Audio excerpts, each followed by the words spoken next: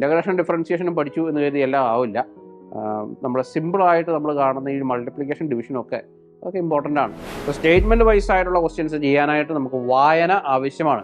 Cyclic coordinate എന്ന് പറഞ്ഞാൽ it is a missing coordinate ആണ്. Missing coordinate. Hi, welcome to competitive cracker. അപ്പോൾ എല്ലാവരും അടുത്ത സെറ്റ് പരീക്ഷയ്ക്ക് വേണ്ടിയുള്ള പഠനം ആരംഭിച്ചിട്ടുണ്ടാവും അല്ലേ? അപ്പോൾ സെറ്റ് പരീക്ഷയെ സംബന്ധിച്ച് നമുക്ക് വരുന്ന ഏറ്റവും വലിയൊരു ചലഞ്ച് എന്ന് പറയുന്നത് പ്രോബ്ലംസ് എങ്ങനെ സോൾവ് ചെയ്യാമെന്നുള്ളതാണ് അല്ലേ? സെറ്റ് പരീക്ഷയ്ക്ക് കുറേയധികം പ്രോബ്ലംസ് ഉണ്ട്. ഈ പ്രോബ്ലംസൊക്കെ നമ്മൾ എങ്ങനെ സോൾവ് ചെയ്യും? ക്ലാസ്സിൽ ചെയ്യിപ്പിക്കുന്നു പ്രോബ്ലംസ്, പരീക്ഷയ്ക്ക് വരുന്നു പ്രോബ്ലംസ് അല്ലേ? പിന്നെ സെറ്റിന് തന്നെ വരുന്നു പ്രോബ്ലംസ്, എല്ലാം പ്രോബ്ലത്തോട് പ്രോബ്ലം തന്നെ ഒരു പ്രോബ്ലം. അപ്പോൾ അങ്ങനെയാണെങ്കിൽ ഈ സെറ്റ് ഇതിൻ്റെ പ്രോബ്ലംസ് നമുക്ക് എങ്ങനെ സോൾവ് ചെയ്യാം എന്നുള്ളതാണ് ഈ വീഡിയോയിലൂടെ ഞാൻ കാണിക്കാൻ ഉദ്ദേശിക്കുന്നത്.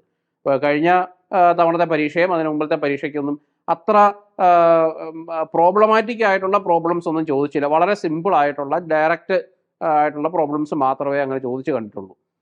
എന്ന് വെച്ച് അടുത്ത തവണത്തെ പരീക്ഷയ്ക്ക് അങ്ങനെ പ്രോബ്ലംസ് വന്നുകൂടായികയില്ല.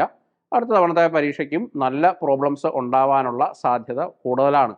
കാരണം കഴിഞ്ഞ 2 തവണ പരീക്ഷകൾ എളുപ്പമായിരുന്നത് കൊണ്ട് അടുത്ത തവണത്തെ പരീക്ഷ കുറച്ച് ലെവൽ ഓഫ് ഡിഫിക്കൽട്ടി കുറച്ച് കൂട്ടാനും അങ്ങനെ പ്രോബ്ലംസ് ലെവൽ കുറച്ച് കൂടാനും സാധ്യത കൂടുതലാണ്. സോ അതുകൊണ്ട് നല്ല രീതിയിലുള്ള പ്രിപ്പറേഷൻ നമുക്ക് ആവശ്യമാണ്. പ്രോബ്ലംസ് ചെയ്ത് പഠിച്ചോണം. ഞാൻ എപ്പോഴും പറയാറുള്ള കാര്യമാണ്, നമ്മൾ ഒരു കോൺസെപ്റ്റ് പഠിക്കുന്നു എന്ന് പറഞ്ഞാൽ അതിൻ്റെ അർത്ഥം പ്രോബ്ലം നമ്മൾ ചെയ്യുന്നു എന്നുള്ളതാണ്. പ്രോബ്ലം ചെയ്ത് പഠിച്ചാൽ മാത്രമേ ഒരു കോൺസെപ്റ്റ് നമുക്ക് ക്ലിയർ ആവുള്ളൂ. ഒരു കോൺസെപ്റ്റ് നമ്മൾ പഠിച്ചു കഴിഞ്ഞാൽ അതിലെ ഒരു പ്രോബ്ലം ചെയ്താൽ നമുക്ക് മനസ്സിലാവും നമുക്ക് എത്രത്തോളം ആ കോൺസെപ്റ്റ് മനസ്സിലായിട്ടുണ്ട് ഇല്ല എന്നുള്ളത്. സോ അതുകൊണ്ട് പ്രോബ്ലംസിന് കൂടുതൽ പ്രാധാന്യം കൊടുത്ത് പഠിക്കണം. നമ്മൾ ബാലരമ, കളിക്കുടുക്ക ആദ്യമായ പുസ്തകങ്ങളൊക്കെ വായിക്കുന്ന പോലെ കമ്പ് വായിച്ചിട്ടൊന്നും ഒരു കാര്യവുമില്ല. അതുകൊണ്ട് പ്രോബ്ലംസ് ചെയ്ത് പഠിക്കുക. ഏത് കോൺസെപ്റ്റ് പഠിച്ചാലും, ഇപ്പോൾ ക്ലാസിക്കൽ മെക്കാനിക്സ് ആവട്ടെ, ക്വാണ്ടം മെക്കാനിക്സ് ആവട്ടെ, എന്ത് പഠിച്ചാലും നമ്മൾ അതുമായി ബന്ധപ്പെട്ട പ്രോബ്ലംസ് ചെയ്ത് പഠിച്ചാൽ അത്രയും നമുക്ക് ആ പോർഷൻസ് വളരെയധികം എളുപ്പമായിട്ട് മാറും. സോ ഫിസിക്സിൻ്റെ പ്രോബ്ലംസ് ചെയ്ത് പഠിക്കാൻ നേരത്ത് ഏറ്റവും പ്രധാനപ്പെട്ട ഒരു കാര്യം നമുക്ക് വേണ്ടത് മാത്തമാറ്റിക്കൽ ബാക്കിംഗ് ആണ്. അപ്പോൾ മാത്തമാറ്റിക്കൽ ബാക്കിങ്ങിന് വേണ്ടി നമ്മൾ പഠിക്കേണ്ടത് ഡിഫറൻസിയേഷൻ, ഇൻ്റഗ്രേഷൻ. അത് വളരെ ഇമ്പോർട്ടൻ്റ് ആയിട്ട് നമ്മൾ ആദ്യമേ പഠിച്ചു വെക്കണം. അപ്പോൾ നമുക്ക് ഡിഫറൻസിയേഷനും ഇൻ്റഗ്രേഷനും അറിയാമെങ്കിൽ കൂടി നമുക്കൊരു മാത്തമാറ്റിക്കൽ സ്കില്ല് കൂടി ഉണ്ടെങ്കിൽ ഈ മൾട്ടിപ്ലിക്കേഷൻ ചെയ്യാനും 2 നമ്പറുകൾ തന്നാൽ ഡിവൈഡ് ചെയ്യാനും ആ കാര്യങ്ങളൊക്കെ പഠിച്ചു. ഈ കുഞ്ഞു പിള്ളേരൊക്കെ പഠിക്കുന്ന ഒരു സ്കില്ലുണ്ടല്ലോ, ആ കുഞ്ഞുകാലം മുതൽ പഠിക്കുന്ന ഒരു സ്കില്ല് നമുക്ക് വളർത്തിയെടുക്കണം. അത് പ്രോബ്ലം ചെയ്ത് മാത്രമേ നമുക്കത് വളരുള്ളൂ. ഈ മാത്തമാറ്റിക്കൽ സ്കില്ല് ഇല്ലെങ്കിൽ നമുക്കൊരു 2 നമ്പർ കിട്ടിയാൽ അത് മനക്കണക്ക് ചെയ്യാതെ നമുക്ക് എഴുതാൻ പറ്റാത്തൊരവസ്ഥയാവും അല്ലേ? നമ്മൾ പേപ്പറിൽ എഴുതി ഈ 16x36 എന്ന് പറഞ്ഞ് നമ്മൾ മുഴുവൻ അത് സൈഡിൽ മറ്റേ വർക്കിംഗ് ഗോളൊക്കെ വരച്ച് സൈഡിൽ മുഴുവൻ എഴുതി അങ്ങനെ ചെയ്യേണ്ടി വരും.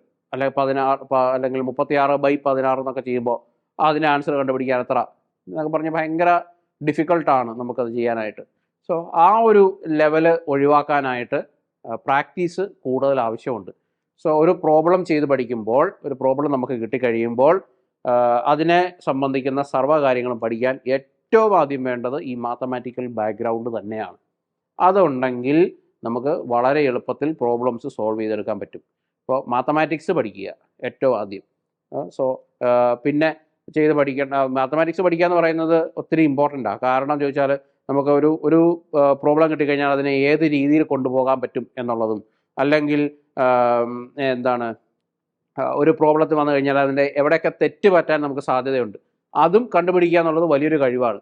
ഫോർ എക്സാമ്പിൾ, നമ്മളിപ്പോൾ ഒരു മെട്രിക്സ് മൾട്ടിപ്ലിക്കേഷൻ ചെയ്യുകയാണെന്ന് കരുതുക. ഒരു മെട്രിക്സ് മൾട്ടിപ്ലിക്കേഷൻ ചെയ്യുമ്പോൾ എവിടെയെങ്കിലും ഒരു ചെറിയ സൈൻ തെറ്റിയിട്ടുണ്ടെങ്കിൽ ആ പ്രോബ്ലം മുഴുവനോടെ തെറ്റും, അപ്പാടെ തെറ്റിപ്പോവും. സോ പിന്നെ അത് തിരിച്ചു പോയി അത് സോൾവ് ചെയ്ത് തിരികെ നമുക്കൊന്ന് വർക്കൗട്ട് ചെയ്ത് കണ്ടുപിടിക്കുക എന്ന് പറഞ്ഞാൽ it's not possible within that small time. So അതുകൊണ്ട് അത്രയും കോൺസെൻട്രേഷനോടുകൂടി ചെയ്യണമെന്നുണ്ടെങ്കിൽ നമുക്ക് വളരെയധികം പ്രാക്ടീസ് ആവശ്യമുണ്ട്. സോ പ്രോബ്ലംസ് ചെയ്ത് പഠിക്കുക, മാത്തമാറ്റിക്സ് അതിനനുസരിച്ച് ആ സ്കില്ല് വളർത്തിയെടുക്കണം. അഡീഷൻ, സബ്ട്രാക്ഷൻ, ഡിവിഷനും എല്ലാം ഇൻ്റഗ്രേഷനോളം ഡിഫറൻസിയേഷനോളം തന്നെ ഇമ്പോർട്ടൻ്റ് ആണ് ബാക്കിയുള്ള കാര്യങ്ങളൊക്കെ കേട്ടോ. അപ്പോൾ അതുകൊണ്ട് ഇൻ്റഗ്രേഷൻ ഡിഫറൻസിയേഷനും പഠിച്ചു എന്ന് കരുതി എല്ലാം ആവില്ല. നമ്മൾ സിമ്പിളായിട്ട് നമ്മൾ കാണുന്ന ഈ മൾട്ടിപ്ലിക്കേഷൻ ഡിവിഷനൊക്കെ അതൊക്കെ ഇമ്പോർട്ടൻ്റ് ആണ്. സോ സോ അത് ചെയ്ത് പഠിക്കാൻ ശ്രമിച്ചോണം. ഇപ്പോൾ ഫോർ എക്സാമ്പിൾ എന്നെ സംബന്ധിച്ച് എനിക്കാണെങ്കിലും ഫിസിക്സിൻ്റെ പ്രോബ്ലംസൊക്കെ പ്രയാസമുള്ള ആളായിരുന്നു. പക്ഷേ എനിക്ക് ഞാൻ +2 കഴിഞ്ഞിട്ട് ഒരു എൻട്രൻസ് കോച്ചിങ് ചെയ്യാൻ പോയി. അപ്പോൾ ആ ഒരു സമയത്ത് ആ റിപ്പീറ്റ് ചെയ്തുകൊണ്ടിരുന്ന സമയത്ത് പ്രോബ്ലംസ് വർക്കൗട്ട് ചെയ്യുക തന്നെ, അത് തന്നെയായിരുന്നു പണി. ഒരു വർഷം പ്രോബ്ലംസ് എടുക്കുക, വർക്കൗട്ട് ചെയ്യുക. അത് ചെയ്ത് എനിക്ക് മാത്തമാറ്റിക്കൽ സ്കില്ല് കുറച്ച് അങ്ങ് ഡെവലപ്പായി. അതിന് ശേഷമാണ് ഫിസിക്സിൻ്റെ പ്രോബ്ലംസ് വർക്കൗട്ട് ചെയ്യാനുള്ള ഒരു ഒരു ഒരു ഒരു ഒരു ത്വര എനിക്കുണ്ടായത്, അല്ലെങ്കിൽ പ്രോബ്ലംസിനോടൊരു സ്നേഹമുണ്ടായത്. ഇപ്പോൾ ഒരു പ്രോബ്ലം കിട്ടിക്കഴിഞ്ഞാൽ നമുക്ക് ഒരു കൈ നോക്കിക്കളയാം എന്നുള്ള ഒരു ഫീല് നമുക്ക് വന്നിട്ടുണ്ട്. ആ ഒരു രീതിയിലേക്ക് ഒരു പരീക്ഷയ്ക്ക് ഒരുങ്ങുന്ന നിങ്ങളും ഉയരണം. എങ്കിൽ മാത്രമേ നമുക്ക് പ്രോബ്ലംസ് വർക്കൗട്ട് ചെയ്യാൻ പറ്റുള്ളൂ സക്സസ്ഫുള്ളായിട്ട്. അപ്പോൾ എങ്ങനെയാണ് ഒരു പ്രോബ്ലം വർക്കൗട്ട് ചെയ്യേണ്ടത്? ഒരു പ്രോബ്ലം കിട്ടിക്കഴിഞ്ഞാൽ എന്താണ് തന്നിരിക്കുന്നത്, ഒരു പ്രോബ്ലത്തിൽ എന്താണ് തന്നിരിക്കുന്നത്, what is given, what is asked, ഈ രണ്ട് കാര്യങ്ങൾ തമ്മിൽ ഒരു ഡിഫറൻസ് ഉണ്ട്. ഈ രണ്ട് കാര്യങ്ങൾ എന്താണെന്ന് നമുക്ക് വേർതിരിച്ച് എഴുതാൻ പറ്റിയാൽ തന്നെ പ്രോബ്ലം പകുതി കഴിഞ്ഞു. എന്നിട്ട് നമ്മൾ പഠിച്ച ഏത് കോൺസെപ്റ്റുമായിട്ടാണ് ഈ പ്രോബ്ലത്തിന് ബന്ധം, ആ കോൺസെപ്റ്റിലെ എന്ത് കാര്യമാണ് നമുക്ക് കണ്ടുപിടിക്കേണ്ടത്, അത്രയും കണ്ടുപിടിച്ച പ്രോബ്ലം പരിപാടി കഴിഞ്ഞു. നമുക്ക് ഒരു പ്രോബ്ലം കിട്ടിക്കഴിഞ്ഞാൽ നമുക്ക് ഏറ്റവും പ്രയാസമുള്ളൊരു കാര്യം ആ പ്രോബ്ലം വായിച്ച് മനസ്സിലാക്കുക എന്നുള്ളതാണ്. പ്രോബ്ലം മനസ്സിലാകാത്തത് കൊണ്ടാണ് നമുക്ക് പകുതിയും പ്രോബ്ലം ചെയ്യാൻ പറ്റാതെ പോകുന്നത്. പ്രോബ്ലം വായിച്ച് മനസ്സിലാക്കിയാൽ വളരെ ഈസി ആയിട്ട് പ്രോബ്ലം ചെയ്യാം. ഇത് ഇത്തവണ ഞാൻ ഈ വീഡിയോയിൽ എടുത്തിരിക്കുന്നതെല്ലാം കഴിഞ്ഞ തവണത്തെ പരീക്ഷയ്ക്ക് ചോദിച്ച ചോദ്യങ്ങളാണ്. അപ്പോൾ വളരെ എളുപ്പമാണ് ചെയ്യാൻ. നോക്കിയേ, if the length of a simple pendulum is L and theta is the angle of suspension and m is the mass of the bob, the Lagrangian of the simple pendulum is. വളരെ സിമ്പിളായിട്ട് കണ്ടുപിടിക്കാവുന്നതാണ് അല്ലേ? നമ്മൾ Lagrangian പഠിക്കുമ്പോൾ ഏറ്റവും basic ആയിട്ട് പഠിക്കുന്ന ഒരു പ്രോബ്ലത്തിൽ ഒന്നാണ്. സോ വളരെ സിമ്പിളായിട്ട് നമുക്ക് കണ്ടുപിടിക്കാം. നോക്കിക്കേ, see this is my simple pendulum which is hanged on the rooftop, and see it is swinging like this, and this is angle theta, this is the length L, and bob is having a mass m. ശരിയല്ലേ? So അങ്ങനെയാണ് എങ്കിൽ this is the height and this is the mean position of the bob. So what is this length? This length is L cos theta. Total length is L. This total length is L. So if total length is L, then what is this length? This length is L minus L cos theta. ശരിയല്ലേ? This is L minus L cos theta. ശരിയല്ലേ? So this L minus L cos theta acts as the height h. ഈ height ആണ്. ശരിയല്ലേ? ഈ height. So this is the height h. The position the bob from the mean position. അതിനെയാണ് നമ്മൾ height ആയിട്ട് പറയുന്നത്. ശരിയല്ലേ? സോ ഇനി നോക്കിക്കേ, this is having linear velocity. എന്തായിരിക്കും? This is v is equal to r theta. ശരിയല്ലേ? v is equal to r theta dot or r omega. Here r is equal to L and theta dot is theta dot itself. ശരിയല്ലേ? v is equal to r theta dot, or v is equal to, better to write as r omega. v is equal to r omega. നമ്മൾ r omega എന്നാണ് പഠിച്ചേക്കുന്നത്. ശരിയല്ലേ? So v is equal to r omega, so it is L theta dot. ശരിയല്ലേ? So what is the kinetic energy? T is equal to half mv square. So T is equal to half m into, what is v square? L square theta dot square. And the potential energy. So നോക്കിക്കേ, ഇവിടെ the origin is fixed here. This is the origin. So since this is the origin, v is equal to mgh. ശരിയല്ലേ? Origin ഇവിടെയായിരുന്നു fix ചെയ്തിരുന്നെങ്കിൽ it would have been minus. So ഇവിടെയാണ് നമ്മുടെ origin. So L minus L cos theta. ഇവിടെ ഓപ്ഷനിൽ നോക്കുമ്പോൾ ഓപ്ഷനിൽ mgl into, അത് പറഞ്ഞുതരാം. So this is mg into L minus L cos theta. So L can be taken common. It is mgl into 1 minus cos theta. So what is the Lagrangian? L is equal to T minus V. So half m L square theta dot square minus mgl into 1 minus cos theta minus MGL into 1 minus cos theta. ശരിയല്ലേ? So you got the Lagrangian. So ഇവിടെ നമുക്ക് ചിലപ്പോൾ ചില പ്രോബ്ലത്തിലൊക്കെ position ഇവിടെ ആയിരിക്കും, origin ഇവിടെ ആയിരിക്കും. Origin ഇവിടെയാണ്. Suppose origin is here, this height would have been negative, കാരണം ഒറിജിൻ്റെ താഴെയാണ്. സോ ഒറിജിൻ്റെ താഴെയാണോ മുകളിലാണോ പൊസിഷൻ എന്നുള്ളതൊക്കെ നോക്കിയിട്ട് വേണം നമ്മൾ potential energy, potential by virtue of position എഴുതാനായിട്ട്, അല്ലെങ്കിൽ തെറ്റിപ്പോകും. സോ അതുപോലെ തന്നെ ഓപ്ഷൻ ആൻസർ കിട്ടിക്കഴിഞ്ഞാൽ ഓപ്ഷൻ തിരഞ്ഞെടുക്കുമ്പോഴും വളരെ ശ്രദ്ധ വേണം. ഇപ്പോൾ ഫോർ എക്സാമ്പിൾ എനിക്ക് ഈ ക്വസ്റ്റ്യൻ പേപ്പർ കഴിഞ്ഞ തവണ അയച്ചു തന്ന പുള്ളിക്കാരിക്ക് half ML theta dot square minus MGL into 1 minus cos theta എന്നുള്ള ആൻസറാണ് ടിക്കറ്റ് വെച്ചിരിക്കുന്നത്. That is wrong. ഡി ഓപ്ഷനായിട്ട് half ML square theta dot square minus MGL into 1 minus cos theta കിടപ്പുണ്ട്. പക്ഷേ എ ഓപ്ഷനിൽ half ML theta dot square എന്ന് പറഞ്ഞാൽ കിടക്കുന്നത് minus MGL into 1 minus cos theta. അതുകൊണ്ട് ആദ്യം കാണുമ്പോൾ എ ഓപ്ഷൻ ശരി, എ ഓപ്ഷൻ കറപ്പിക്കുന്നു, തെറ്റുന്നു, അതാണ് സംഭവിക്കുന്നത്. സോ ഓപ്ഷൻസ് തിരഞ്ഞെടുക്കുന്നത് വളരെ ശ്രദ്ധ വേണം. കാരണം ഇതിനോട് സിമിലർ ആയിട്ടുള്ള കണ്ടാൽ ഒന്നുപോലെ തോന്നുന്ന മറ്റേ ഉപമ അലങ്കാരം പോലെ തന്നെ ഇതേപോലെ തോന്നുന്ന വേറെ ഓപ്ഷൻസും കാണും. സോ ആ ഓപ്ഷൻസ് വളരെ സൂക്ഷിച്ചും കണ്ടും വേണം തിരഞ്ഞെടുക്കാൻ. ഉത്തരം കിട്ടിക്കഴിഞ്ഞ് ഓപ്ഷൻ തിരഞ്ഞെടുക്കുമ്പോൾ തെറ്റിച്ച് കളയരുത്. അത് വളരെ നിങ്ങളോട് തന്നെ ചെയ്യുന്ന ഒരു വലിയ തെറ്റാണ്, വളരെ മോശമാണ്. സോ അതുകൊണ്ട് ഓപ്ഷൻസ് തിരഞ്ഞെടുക്കുമ്പോൾ വളരെ ശ്രദ്ധിക്കണം. പിന്നെ പ്രോബ്ലം കിട്ടിക്കഴിയുമ്പോൾ ഞാൻ പറഞ്ഞു ഇവിടെ നമുക്ക് എന്താണ് തന്നിരിക്കുന്നത് എന്നുള്ളത് ഒരു വ്യക്തമായിട്ട് ഇങ്ങനെ ഒരു പിക്ചർ നമ്മുടെ മനസ്സിലുണ്ടെങ്കിൽ വളരെ ഈസി ആയിട്ട് നമുക്ക് കണ്ടുപിടിക്കാൻ പറ്റും, അല്ലേ? നമ്മൾ ഇതുപോലെ ഒരു ഫ്രീ ബോഡി ഡയഗ്രാം വരയ്ക്കുന്നു, എന്നിട്ട് ലെങ്ത് എത്രയാണെന്ന് മാർക്ക് ചെയ്യുന്നു, ഈ ലെങ്ത്, പിന്നെ നമുക്ക് ഹൈറ്റ് കിട്ടി. സോ നമുക്ക് ഇവിടെ മനസ്സിലായി ആകെ ഒരൊറ്റ ജനറൈസ്ഡ് കോർഡിനേറ്റേ ഉള്ളൂ, തീറ്റ. ലെങ്ത് മാറുന്നില്ല, because it is inextensible and massless string ആണ്. സോ അതുകൊണ്ട് തന്നെ ലെങ്ത് മാറുന്നില്ലാത്തത് കൊണ്ട് തന്നെ കൈനറ്റിക് എനർജി കിട്ടുന്നു. പിന്നെ അതുകൊണ്ട് പൊട്ടൻഷ്യൽ എനർജി നമുക്ക് ഇവിടെ ഒറ്റ പൊട്ടൻഷ്യലേ ഉള്ളൂ, potential by due to the gravitational pull. So it is MGH. So നമുക്ക് ലഗ്രാഞ്ചിയൻ എഴുതാൻ പറ്റുന്നു. നമുക്ക് ഇതുപോലെ ലഗ്രാഞ്ചിയൻ എഴുതേണ്ട. ഇനി സ്പ്രിംഗ് പെൻഡുലം ആണെങ്കിൽ it would have been it is an extensible string ആണെങ്കിൽ, അല്ലെങ്കിൽ സ്പ്രിങ് ആണെങ്കിൽ, സ്പ്രിംഗ് പെൻഡുലം ആണെങ്കിൽ എങ്ങനെ ഇതിൻ്റെ ലഗ്രാഞ്ചിയൻ മാറും?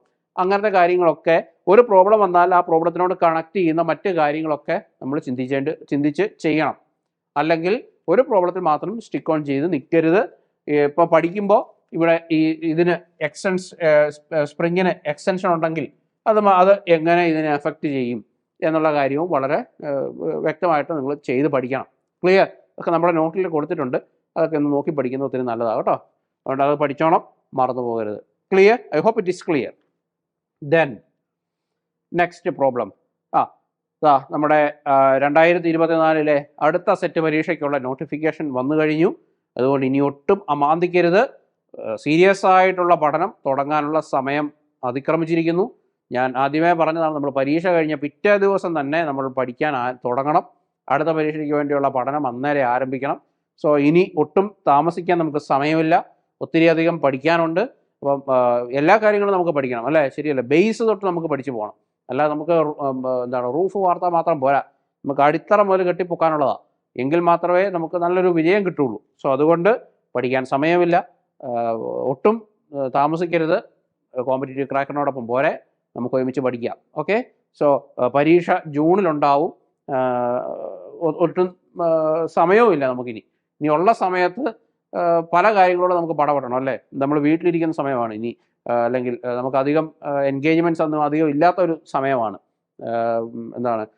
സ്കൂളുകളില്ല, കോളേജുകളുണ്ടാവില്ല. അപ്പോൾ നമുക്ക് വീട്ടിൽ നിന്ന് പഠിക്കാൻ പറ്റും. അപ്പോൾ വീട്ടിലെ പല കാര്യങ്ങളുണ്ടാവും, അല്ലേ? വീട്ടിൽ വിരുന്നുകാർ വരും, അവർ വരും, ഇവർ വരും, അങ്ങോട്ട് പോക്ക് ഇങ്ങോട്ട് പോക്ക്, ആ പണി ഈ പണി, പല പണികളുണ്ടാവും. പ്ലസ് കാലാവസ്ഥ ചൂടാണ്, വിയർപ്പാണ്, ഇതാണ് മറ്റു പ്രശ്നങ്ങൾ, അല്ലേ? വിയർപ്പിൻ്റെ അസുഖം, അങ്ങനെ പല അസുഖങ്ങളൊക്കെ ഉണ്ടാവും. സോ അതിനോടെല്ലാം നമുക്ക് പൊരുതിയിട്ട് വേണം നല്ലൊരു വിജയം നേടാനായിട്ട്. അതുകൊണ്ട് തന്നെ പക്ഷേ ഈ സമയത്ത് ഒരു ബ്ലെസ്സിങ്ങും ഉണ്ട്, കൂടുതൽ സമയം നമുക്ക് ഇൻവെസ്റ്റ് ചെയ്യാൻ പറ്റും പഠിക്കാൻ. സോ അതുകൊണ്ട് കൂടുതൽ സമയം എടുത്ത് നന്നായിട്ട് പഠിക്കാനുള്ള നല്ലൊരു അവസരമാണ്. സോ ഒട്ടും താമസിയാതെ തന്നെ നിങ്ങൾ ജോയിൻ ചെയ്യുക. ഈ താഴെ കാണുന്ന നമ്പറിൽ വിളിച്ച് ചോദിച്ചാൽ നിങ്ങൾക്ക് ഇതിൻ്റെ കൂടുതൽ ഡീറ്റെയിൽസ് ഒക്കെ കിട്ടും, കോഴ്സിനെ പറ്റിയുള്ള കൂടുതൽ ഡീറ്റെയിൽസ് ഒക്കെ കിട്ടും. സോ ഈ ഒരു മാസം നിങ്ങൾക്ക് ഈ കോഴ്സിന് 20% ഓഫറും കോമ്പറ്റേറ്റീവ് ക്രാക്കർ ഒരുക്കുന്നുണ്ട്. ആ ഓഫറിൻ്റെ കാര്യവും നിങ്ങൾ മാർച്ച് 31 വരെയുള്ള സമയത്ത് ഇതിൻ്റെ ഓഫറിൻ്റെ കാര്യവും നിങ്ങൾ ഓർക്കണം. ആ ഓഫർ പരമാവധി നിങ്ങൾ പ്രയോജനപ്പെടുത്തുക. അപ്പോൾ ഈ നമ്പറിൽ വിളിച്ചു ചോദിച്ചാൽ അതിൻ്റെ കൂടുതൽ ഡീറ്റെയിൽസൊക്കെ നിങ്ങൾക്ക് കിട്ടും. നിങ്ങൾ അടിയന്തരമായിട്ട് നിങ്ങൾ പഠിക്കാൻ ആരംഭിക്കുക. Clear?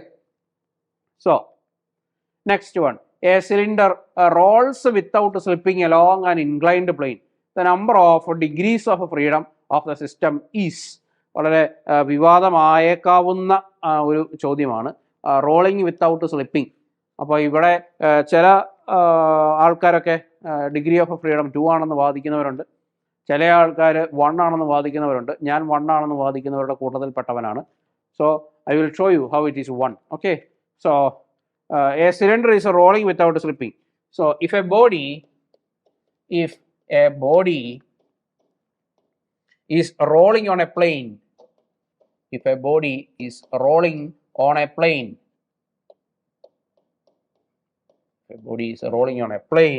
its degree of freedom is 2. Its degree of freedom is 2. If a body is rolling on a plane, its degree of freedom is 2. ശരിയല്ലേ? ഇപ്പോൾ നിങ്ങൾ അല്ലെങ്കിൽ ഞാൻ ഈ തറയിൽ കിടന്ന് ഉരുളുകയാണെന്ന് കരുതുക. എനിക്ക് എങ്ങനെയൊക്കെ ഉരുളാം? Either in X direction or in Y direction. ഇപ്പം ഞാൻ ഉരുളണമെന്നില്ല. ഞാനൊരു ബോൾ ഉരുട്ടി വിട്ടു. ഈ ബോൾ ഉരുട്ടി വിട്ടാൽ എങ്ങോട്ടൊക്കെ പോകാം? ഇതിന് നേരെ പോകാം, അല്ലെങ്കിൽ ഈ ഡയറക്ഷനിൽ പോകാം. ശരിയല്ലേ? ഐദർ ഈ ഡയറക്ഷൻ അല്ലെങ്കിൽ ഈ direction. So it can move in X direction or in Y direction. That means its degree of freedom is 2. If a body is moving on a plane, or rolling തന്നെ വേണമെന്നില്ല, if a body is moving on a plane, it is having 2 degrees of freedom. So then if a body is rolling on a plane, ഒരു body role ചെയ്യുകയാണെന്ന് കരുതുക. If a body is rolling on a plane, its degree of freedom will be 2. And why it is 2? One is for rotation.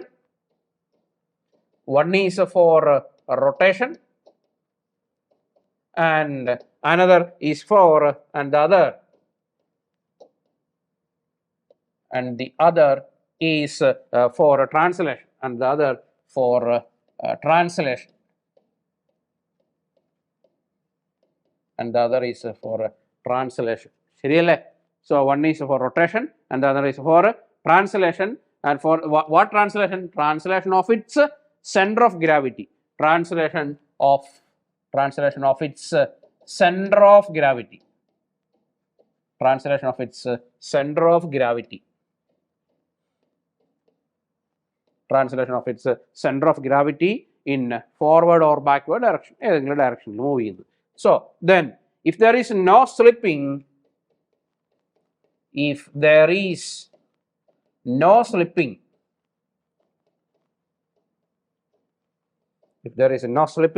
the translation can be calculated from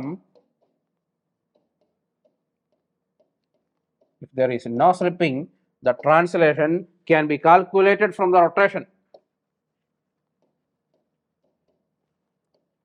The translation can be calculated from the rotation.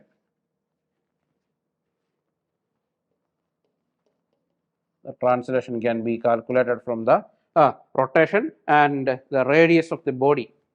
Rotation and the radius of the body. I will prove it. Radius of the body. The translation can be calculated from the rotation and the radius of the body. കാരണം നമുക്കറിയാം omega is equal to v by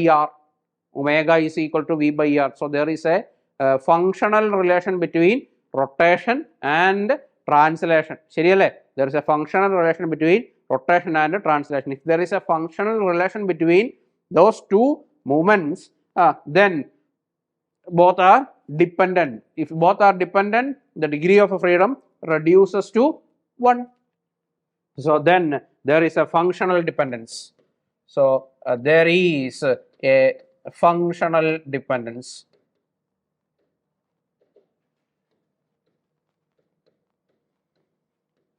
There is a functional dependence.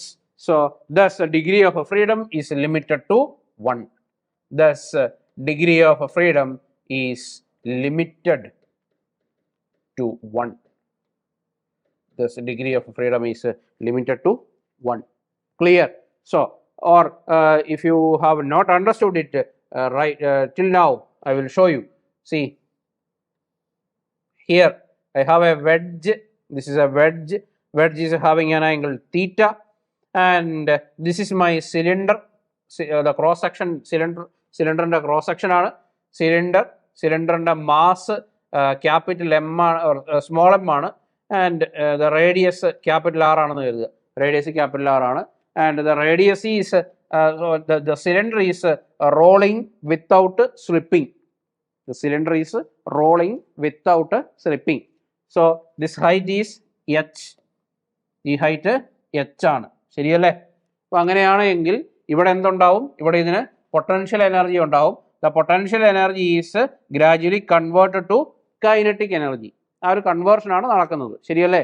So by the conservation of energy, the principle of conservation of energy, we can say that mgh is equal to potential energy is equal to kinetic energy. So what kinetic energy? One is rotational kinetic energy and the another is translational kinetic energy. രണ്ട് തരത്തിലുള്ള translations ആണ് അവിടെ നടക്കുന്നത്, ശരിയല്ലേ?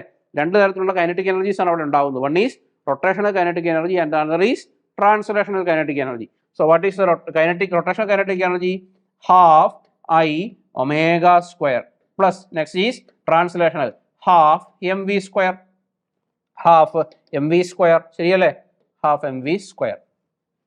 Okay, we got mgh is equal to half I omega square plus half mv square. What is this I omega square? Half I omega square. This is for rotation. This is for rotational kinetic energy, and this is for translational kinetic energy. Translational kinetic energy, isn't it? So we know then as per this, if there is no slipping, the translation can be calculated from the rotation and the radius. So we know what is that? Omega is equal to v by r. Omega is equal to v by r. Substitute it here. So mgh is equal to half I into v square by r square plus half mv square plus half mv square, ശരിയല്ലേ? പിന്നെ ഇത് നോക്കിയേ, the cylinder is rotating. How it is rotating? It is rotating rotating about an axis which is passing through its center. It's rotating with about an axis which is passing through its center. So there is a moment of inertia about that axis. What is that moment of inertia? So I is equal to m r square by 2. I is equal to m r square by 2. So I substitute it here. So mgh is equal to half m r square by 2 into v square by r square plus half mv square plus half mv square. Okay, m and m cancels. Then r square and r square cancels. R square and r square cancels. So therefore you will get gh is equal to here it is 1 by 2 into 1 by 2. It is 1 by 4 v square plus 1 by 2 v square. So 1 by 4 plus 1 by 2 എന്താവും? 1 by 4 plus 1 by 2, it is 3 by 4 v square, ശരിയല്ലേ? gh is equal to 3 by 4 v square. And what is the velocity v? V is equal to under root 4 gh by 3. Under root 4 gh by 3. So this is the velocity with which the cylinder reaches the bottom. Clear? The velocity with which the cylinder reaches the bottom is v is equal to under root 4 gh by 3. മനസ്സിലായോ? Is it clear? So I hope it is very clear to you. Then ഇതുകൊണ്ടാണ് ഞാൻ പറഞ്ഞത്, because of this dependence the degree of freedom reduces from 2 to 1. Clear? Next, നോക്കിയേ, microcanonical ensemble is the collection of large number of systems having same energy, volume and temperature, energy, volume, number of particles, temperature, volume and number of particles, temperature, volume and chemical potential. ഇതിൽ ഏതാണ് micro canonical ensemble എന്നുള്ളത്? So ഇങ്ങനത്തെ statement vice ആയിട്ടുള്ള ക്വസ്റ്റ്യൻസും നമുക്ക് expect ചെയ്യണം. ഇപ്പോൾ statement vice ആയിട്ടുള്ള ക്വസ്റ്റ്യൻസ് ചെയ്യാനായിട്ട് നമുക്ക് വായന ആവശ്യമാണ്. ഓരോ തവണ വായിക്കുമ്പോഴും അതിൻ്റെ പ്രധാനപ്പെട്ട പോയിന്റുകൾ കുറിച്ച് വെക്കാനായിട്ട് പ്രത്യേകം ശ്രദ്ധിക്കണം. Canonical ensemble, micro canonical ensemble, grand canonical ensemble നമ്മൾ വായിച്ചിട്ടുണ്ട്, നമുക്കറിയാം. പക്ഷേ പരീക്ഷയ്ക്ക് ഇതുപോലെ പ്രിസൈസ് ആയിട്ട് ചോദ്യം ചോദിക്കുമ്പോൾ ഏതാണ് എന്ന് നമുക്ക് തിരിച്ചറിയാൻ പറ്റുന്നില്ല. ആ ഒരു കൺഫ്യൂഷൻ ഉണ്ടാവും. ആ കൺഫ്യൂഷൻ ഒഴിവാക്കാനായിട്ട് കൃത്യമായിട്ട് രേഖപ്പെടുത്തി വെക്കുക. ആ കമ്പാരിസണൊക്കെ ഒരു ചാർട്ട് പോലെ വരച്ചു വെച്ചാൽ ഒറ്റ നോട്ടത്തിൽ തന്നെ നമുക്ക് കാര്യങ്ങൾ മനസ്സിലാകാൻ പറ്റും. സോ ആ രീതിയിൽ പഠിച്ചു പോകാനായിട്ട് പ്രത്യേകം ശ്രദ്ധിക്കുക.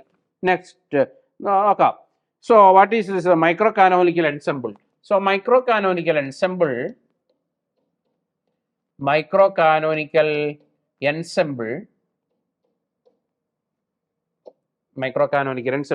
is a collection of systems.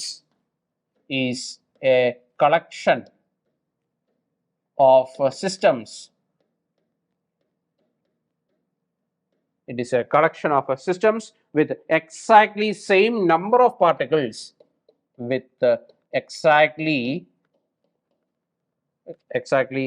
Same number of particles. This is the basic definition. Exactly same number of particles. എന്താണ് particles with same volume.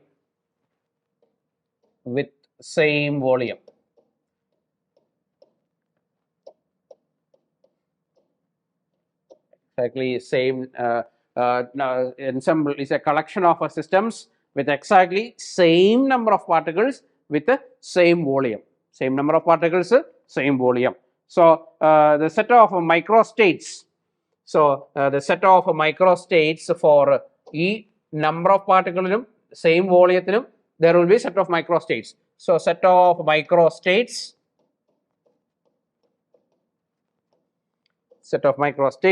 for a given number of particles and volume. For a given number of particles and volume having an energy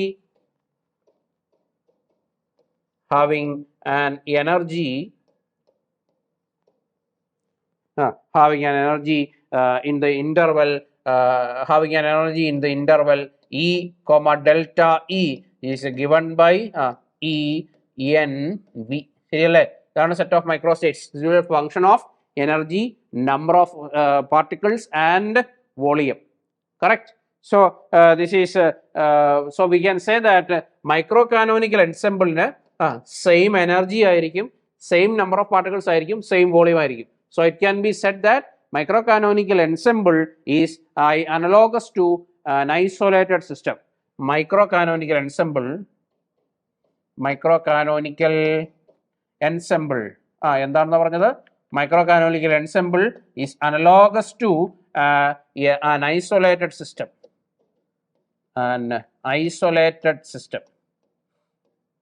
Micro canonical ensemble is analogous to an isolated system. Okay, and then micro canonical ensemble അപ്പോൾ എന്താണുള്ളതെന്നാണ്? Micro canonical ensemble having same energy, volume and number of particles. Option B, energy, volume and number of particles. മനസ്സിലായല്ലോ? ഇനി അത് മാത്രം പഠിച്ചാൽ പോരാ. നമ്മൾ പഠിക്കുമ്പോൾ എന്തുകൂടി പഠിക്കണം? ബാക്കിയുള്ള കാര്യങ്ങളും കൂടി പഠിക്കണം. എന്തുകൊണ്ട് ബാക്കി ഓപ്ഷൻസ് ആൻസർ ആയില്ല എന്നുകൂടി പഠിക്കണം. സോ മൈക്രോ കാനോനിക്കൽ എൻസെമ്പിൾ കഴിഞ്ഞു. അങ്ങനെയാണെങ്കിൽ അടുത്തത് എന്താണ്? Canonical ensemble. എൻസെമ്പിൾ തിയറി വളരെ ഇമ്പോർട്ടൻ്റ് ആണ്. ഞാൻ പലയാവർത്തി പറഞ്ഞിട്ടുള്ളതാണ്. So canonical ensemble is having a microstates with same volume, number of particles and temperature. So canonical ensemble say volume, number of particles and temperature. So canonical ensemble in energy exchange pattum. So it is analogous to a system. In contact with എന്താണ്? In contact with a heat bath. In contact with a heat bath. It's analogous to a system in contact with a heat bath. So energy exchange possible ആണ് canonical എൻസെമ്പിളിന്. ഇനി grand canonical ensemble. Grand canonical ensemble. What is this grand canonical ensemble? So it is having grand canonical ensemble having microstates with the same volume, temperature and chemical potential. Volume, temperature and chemical potential. So in addition to energy transfer, it can also transfer particles also. So it is analogous to grand canonical ensemble is analogous to a system. Grand canonical ensemble is analogous to a system in contact with